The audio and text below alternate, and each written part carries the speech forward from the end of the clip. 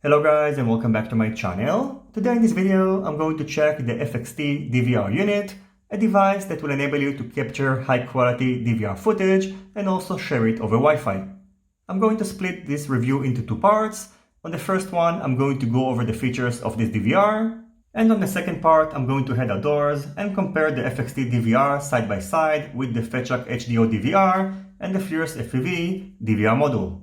The main features of the FXT DVR are that first of all, it can record video at 720 by 576 on NTSC and 720 by 480 on PAL. The video is recorded at up to 60 frames per second. It has a power off memory function, which means that if you are going to power off the DVR without stopping the recording procedure, the file is still going to be saved. In addition, it has a built-in Wi-Fi hotspot, which you can turn on and off with a switch.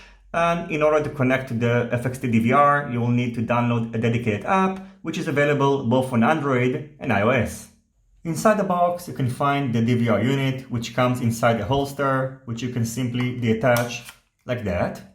The user manual, which is pretty short and straight to the point, and two cables that will enable you to connect the DVR unit to your goggles or video receiver. Both of them have a 3.5mm video jack on one end, and one cable has another 3.5mm audio-video connector on the other end, and the second one has RCA connectors.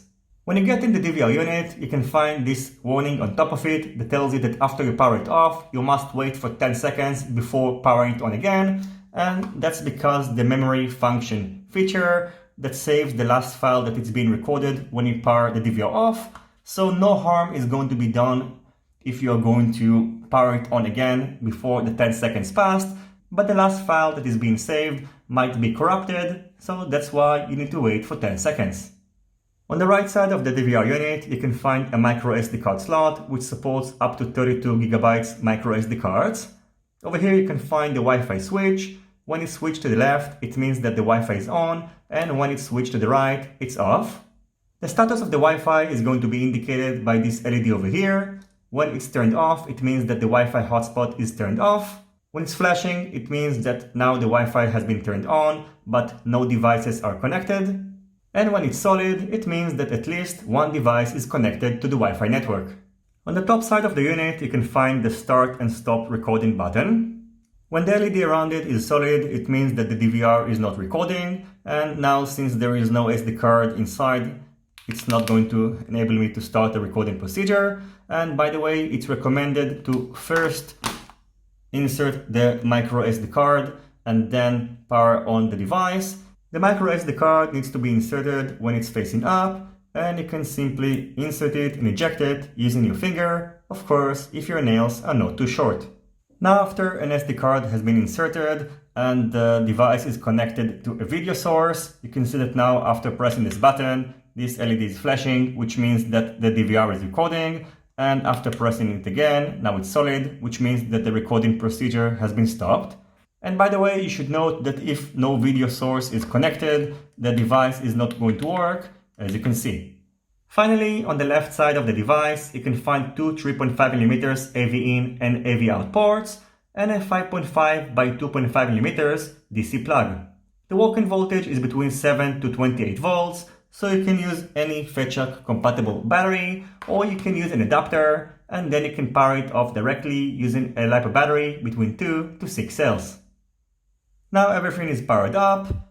The first FPV docking is connected to the video in of the FXT DVR, and the video out is connected to this screen. Let's plug in a quadcopter, and now you can see, now we get in the video. And by the way, what you're seeing here is from the screen and not from the DVR, so nothing is going to be overlaid on the video out, and this is just a pass-through. So for example, when I'm recording a video, you're not going to see any indication on the screen that is connected to the video out, and you won't be able to access the videos that are stored on the micro SD card. Now the Wi-Fi hotspot is turned on, and the default network name is FXT DVR, and the default password is 128.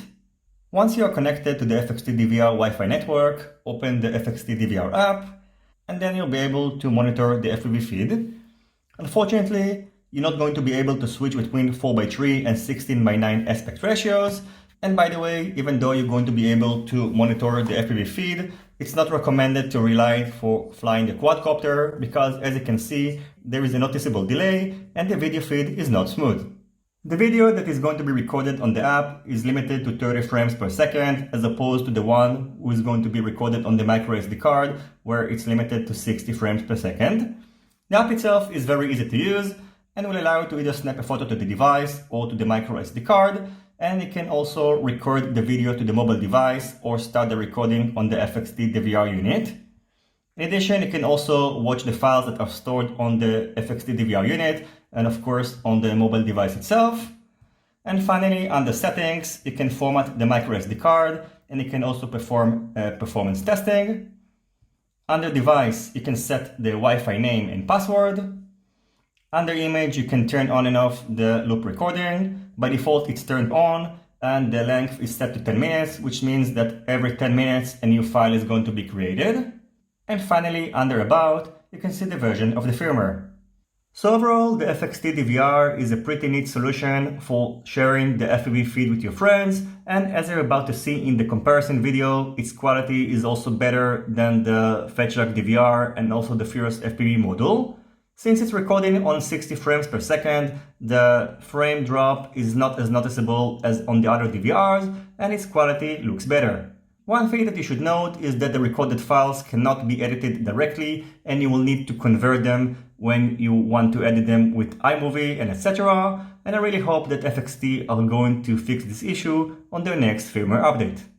Priced at around $55, the FXT DVR is not very cheap, and I think that it can be great if FXT will release a version without the Wi-Fi in order to reduce the cost and maybe also make the device a little bit smaller because it is very light and I think that there is a lot of room inside, and maybe it can be also a good option to include a built-in battery, but I think that sometimes it makes shipment more complicated and maybe that's the reason they chose not to include one inside the device. On the second part of this review, I connected the FXT docking to my FetchLock HDO and to the FXT DVR, so it was in the middle. The video in was connected to the docking and the video out to the FetchLock goggles, and I recorded the DVR on the HDO, the FXT DVR directly on the microSD card, and the FXT DVR module. As I mentioned before, as you're about to see, the FXT DVR performed better than the other two, and I hope that this DVR technology is going to be implemented on future DVRs because it does make a difference. As always, I thank you for watching my video. I hope you enjoyed it and you find it useful. If you have any questions about the FXT DVR, feel free to ask them in the comment section down below. Don't forget to leave a thumbs up if you like this video and consider subscribing to my channel and hitting the notification bell if you're not already subscribed. See you on my next videos and goodbye.